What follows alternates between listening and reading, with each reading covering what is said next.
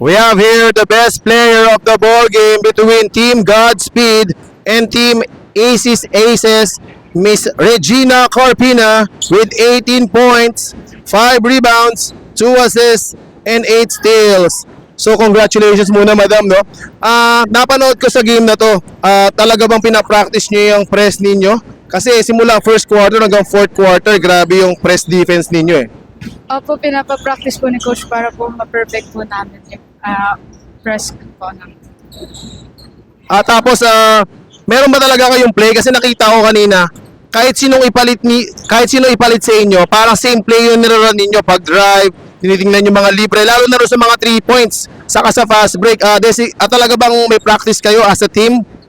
Opo, para po makatira din po lahat ng players po. Tapos, nakita ko, no, parang ikaw medyo minsan aggressive ka, minsan passive ka. Talaga bang ganyan ang laro mo? Minsan kung kailangan ikaw yung i-score, kapag kailangan ng assist, ikaw ang papasa.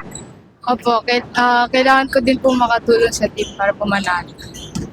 Any shoutout na lang dyan sa mga fans mo dyan sa labas, lalo na sa supportive parents mo, si Mami Gail, saka si Daddy.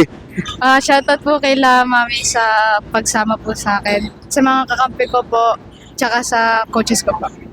There we have it, Regina Carpina, the best player of the ball game.